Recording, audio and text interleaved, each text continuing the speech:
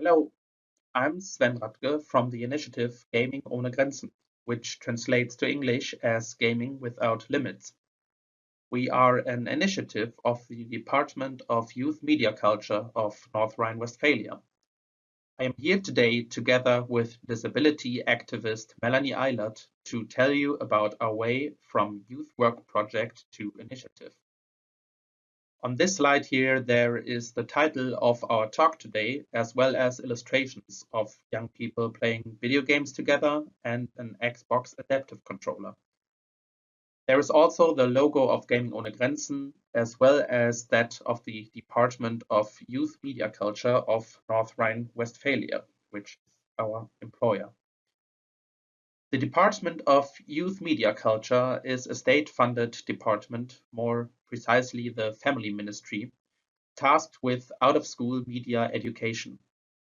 As such, we cooperate with the youth welfare sector, public youth work, and youth social work. We also take additional orders from other institutions, such as libraries, for example, to cover our copay, since we are working on a project basis, but our projects are seldom 100% funded. We work directly with children and youth from cooperating organizations, usually after school, but also during the school holidays. We also work with youth work professionals, either as advisors or as lecturers. Our general mission is to promote media literacy in all of its facets, from the ability to use different kinds of media to being able to critically analyze all kinds of media and to express oneself through the use of media. Gaming ohne Grenzen started as a youth work project funded by Aktion Mensch and Kongstar for the period of 2022 until 2023. On this slide, there are 4 pictures from our everyday work in the project. There are youths playing games and talking to colleagues of mine. In the middle are the logos of Gaming ohne Grenzen, as well as those of our sponsors, Aktion Mensch and Kongstar. Our initial main task was to test the accessibility of video games together with young people with and without disabilities in 5 weekly group meetings in cooperating youth centers in and around the city of Cologne. Simply testing was never the only purpose of our work, though. Rather, we aimed for multiple goals, as you can probably imagine, in regard to our general media literacy mission. By doing this in a mixed-abled setting, we help to establish local, inclusive, helpful gaming communities in which everybody is able to participate and be a fully acknowledged member, regardless of potential disabilities. In short, we believe gaming is a passion with the pedagogical ability to reduce mutual reservations and connect people through gaming. On this slide, there are 5 more pictures from our everyday work. In one picture, there is a gaming tournament going on and one of the youths is moderating it themselves. The upper right picture shows one of our colleagues playing games with a young woman. One picture shows an Xbox adaptive controller with external buttons connected. The bottom pictures show youths playing together. Furthermore, as part of our general mission, we use games to educate youths about games and the responsible use of games, including potential risks of gaming like dark patterns used in game design, for example. We use our work on eye level to come into personal contact with our target audience and accompany them in their day-to-day media activities. We are proud to say that this undertaking has been a huge success over the past 4 years, and we hope that it will continue to be so. This success has not come overnight, though. Making gaming accessible in youth work structures was no small task for our project. German youth work is far from optimized for pedagogical work with digital games. Thus, finding youth centers not only willing to cooperate, but which also met the conditions for our work could not be taken for granted. Many youth work professionals are also still biased when it comes to gaming and often try to keep their youth centers free from digital games.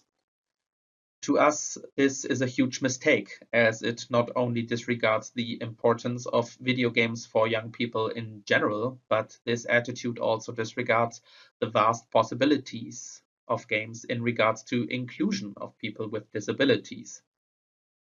Also, in many facilities, the internet connection is subpar, which makes it difficult to regularly update hardware and software.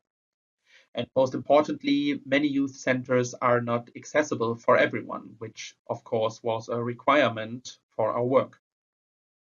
Many youth with disabilities tend to not feel included and invited by regular youth center work, even when said youth centers are accessible for everyone. Despite these general conditions of German public youth work, we found at least a couple of youth centers willing to cooperate with us right at the beginning of the project. In a sad turn of events, though, the project had unfortunate starting conditions. The project started in April 2020, when, of course, all of the youth centers were closed due to the pandemic. Alas, the weekly group meetings had to be online only in the beginning. It proved very difficult to reach our target audience when we didn't have any kind of relationship building with them prior to the pandemic. We were very fortunate, though, to have found youth centers with very dedicated staff who hosted online meetings via Skype in these difficult times. They took us in and built a bridge between us and the visitors of their institutions, which resulted in them connecting with us and showing interest in our project. On this slide, there are 4 pictures. The upper left shows a collage of my colleagues in an online video call. The upper right shows the Minecraft replica of one of our cooperating youth centers.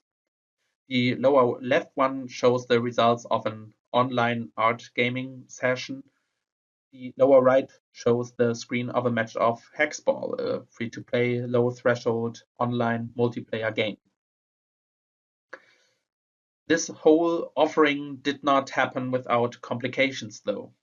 Aside from the lack of technical equipment, which tends to be a general problem for the target audience of public youth work, some participants with disabilities affecting intellectual abilities had problems participating in our group meetings on their own.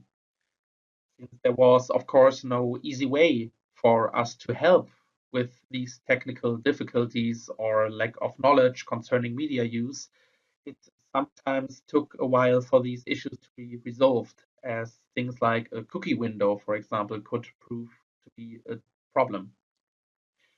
We mainly used these online meetings to play low threshold games and talk to the participants about their life and their worries during the pandemic, which they were very grateful for.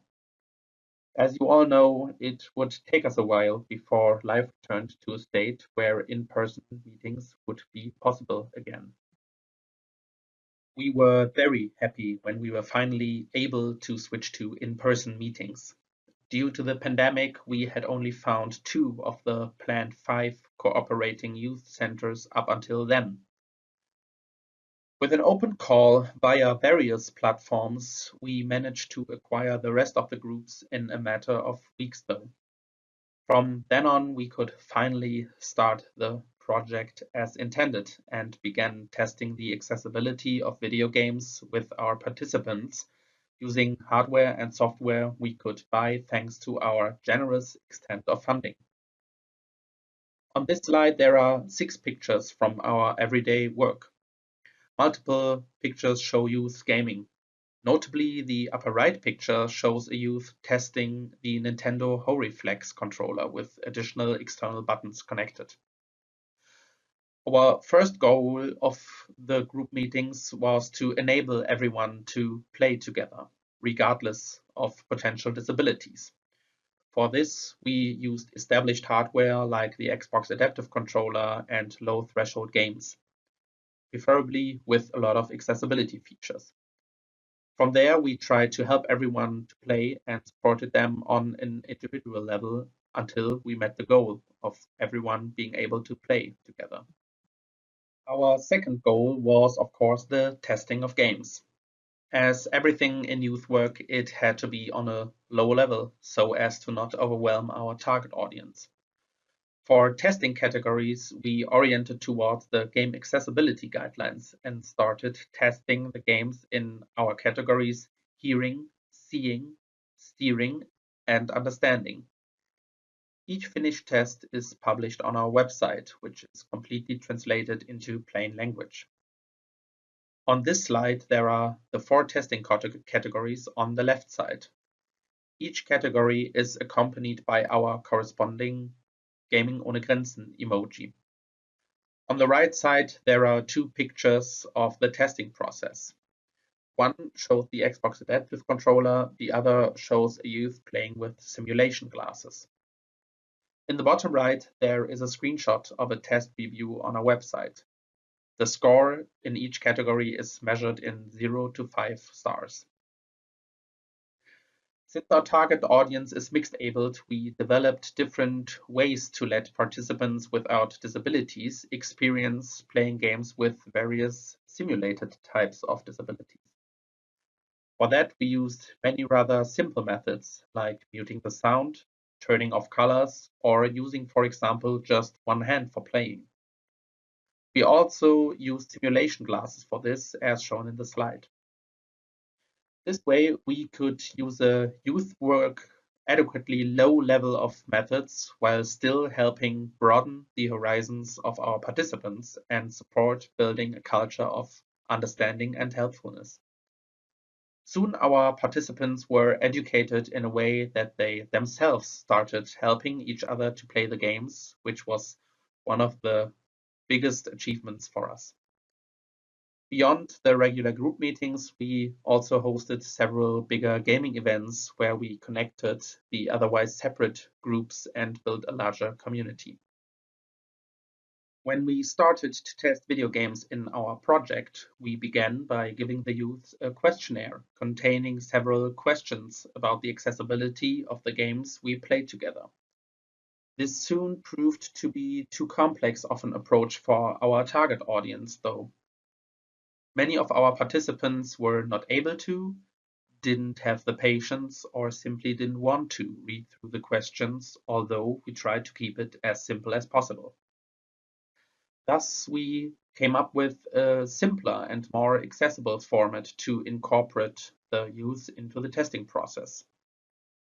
The method we developed, which solved this issue, was the Meinungsscheibe, or opinion board. On this slide, there are 2 pictures. On the left side, there's a version of the questionnaire we used in testing. There are 6 sentences total in plain language, which the youth should comment on with a green thumbs up or a red thumbs down for yes or no. One example is, I had fun playing the game. Another one is, I had to see to play the game.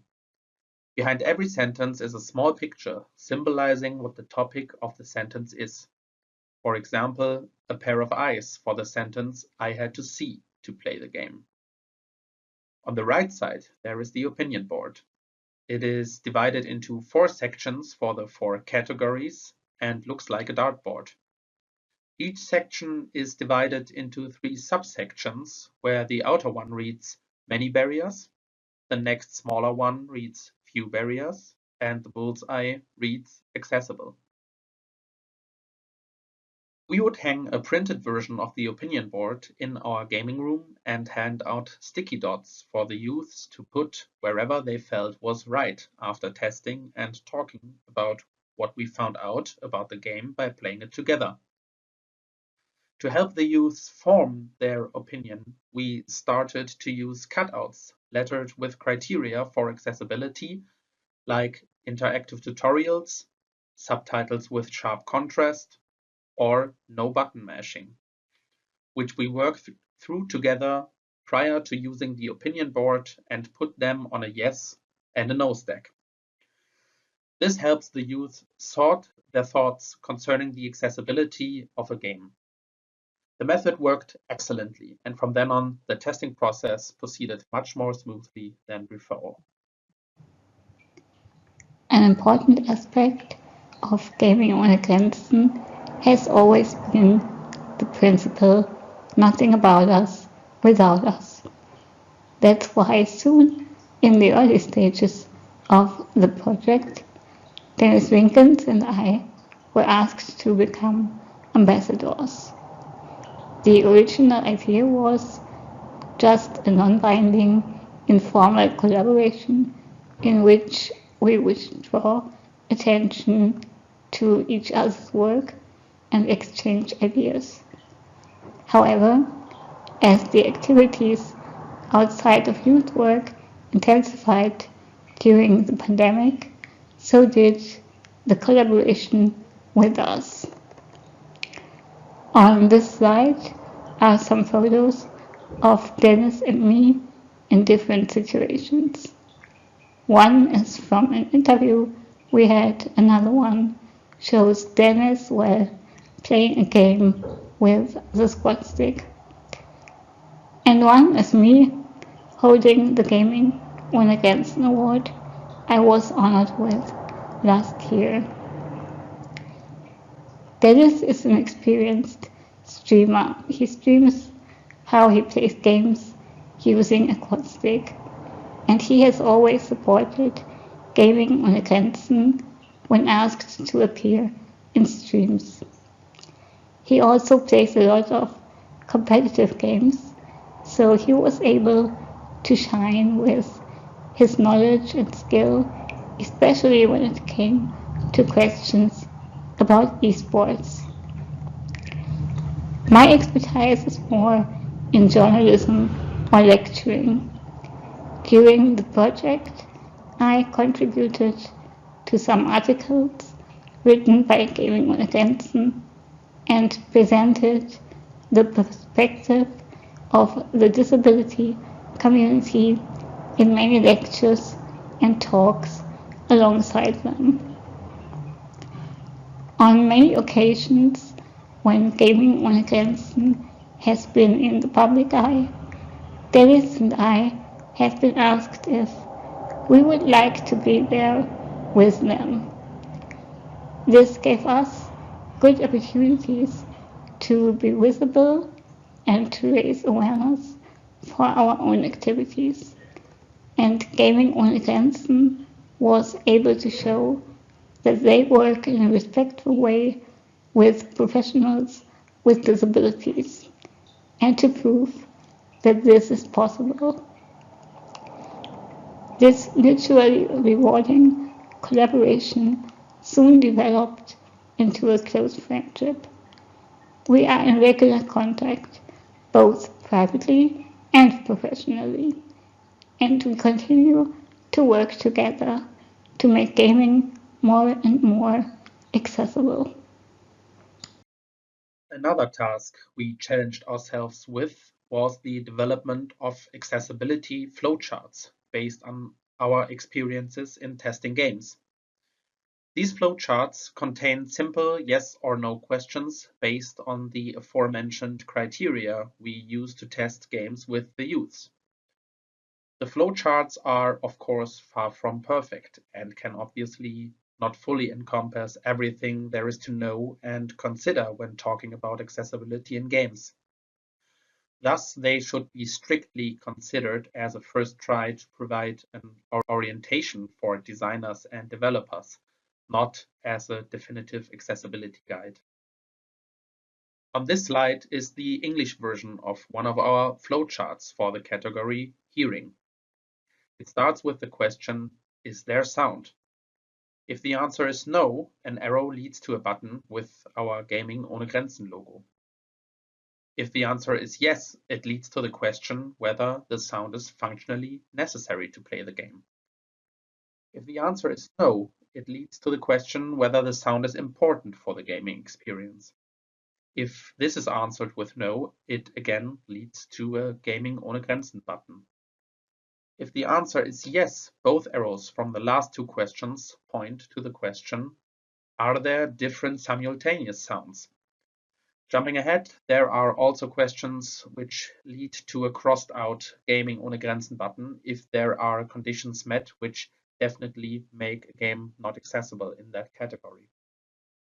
Again, this should be strictly considered as a first try to provide an orientation, not as a definitive accessibility guide. Over time, we got contacted more and more by people working outside of our core task, which is of course youth work. Thus, we began to educate workers outside of our own field as well as students at universities.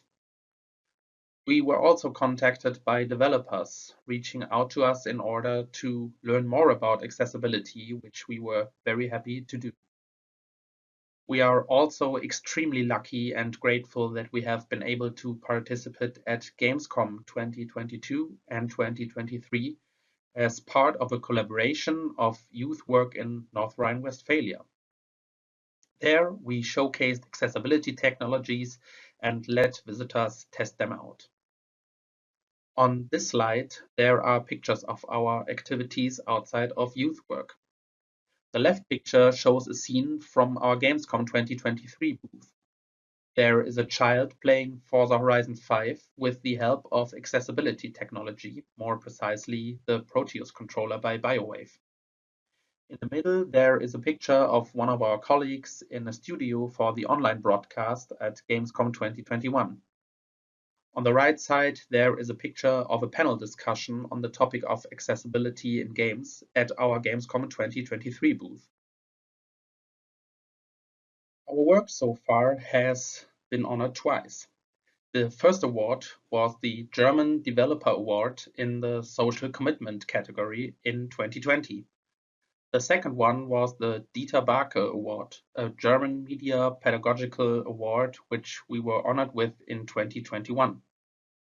On this slide, there is the award announcement for the German Developer Award on the left side and the logo of Dieter Barke Award on the right side. Sadly, the initial project was only funded until March of 2023. Aiming to continue and advance our work, we conceived the project Level Up, which was fortunately accepted. Level Up is funded from April 2023 until March 2026, again by Aktion Mensch and Kongstar.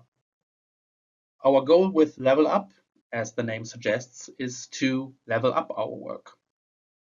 What this means is that we continue our work with our regular groups, but give them the opportunity to do whatever they want in connection with gaming culture. They can, for example, become designers of their very own gaming events. One of the first instances of this happening was at Gamescom 2023, where our groups hosted their very own gaming challenge as part of our booth. This was clearly one of the youth's highlights of our work so far. They were proud to be able to host their own booth at such a big event as Gamescom.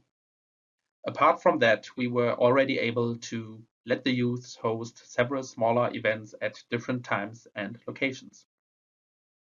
On this slide, there are 4 pictures from our everyday work.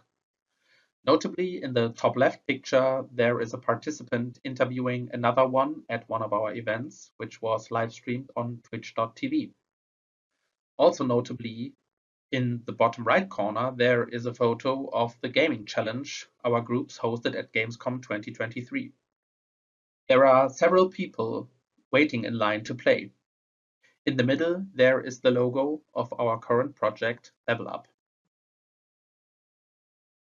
The great amount of positive feedback we received from not only the youth work structures we work with, but also all the different players, game developers, and others who we worked with during the first 3 years, as well as the ongoing inquiries concerning the work of our first project, Gaming ohne Grenzen, led to us making the decision to transform the project into an initiative to be able to continue the work we started outside of youth work. Thus, the initiative Gaming ohne Grenzen was born. On this slide, there is some of the work we realized together with our amazing network of disability experts, which are also represented on our homepage, as shown in the upper right and lower right picture. During our work so far, we have met lots of interesting and dedicated people who work at the interface of gaming and accessibility. Together with these people, we developed the idea of starting a network dedicated to everything related to games and accessibility, all with the purpose of raising awareness and educating people about the importance of this topic. Stay tuned for updates on this. The initiative is still supported by Kongstar, which led to the first instance of the Gaming ohne Grenzen Award, which was awarded at Gamescom 2023. The purpose of the award was to honor activities connected to gaming and accessibility to hopefully spread awareness for the topic. The Gaming ohne Grenzen Award featured 4 categories, as well as a special award for a single person's achievements. The categories were Representation, National Project, International Project, and Hardware and Peripherals. This slide shows impressions of the Gaming ohne Grenzen Award. In the top left photo are all the winners of the categories together with members of the jury. The bottom left picture shows the award ceremony at the Kongstar booth at Gamescom 2023. The right picture shows the Gaming ohne Grenzen award trophy. And with this, we are already at the end of our talk. We are very grateful for all the possibilities we were given so far and forward to everything the future holds for our work. We hope to be able to continue to work at this important interface and that accessibility becomes more and more important in the games industry. Thank you, Melanie Eilert, for bringing us here today, and thank you, Aktion Mensch and Kongstar, for your continued support. You can find us on Instagram and X, or of course, you can visit our homepage or write us an email. Thank you all for your attention and take care.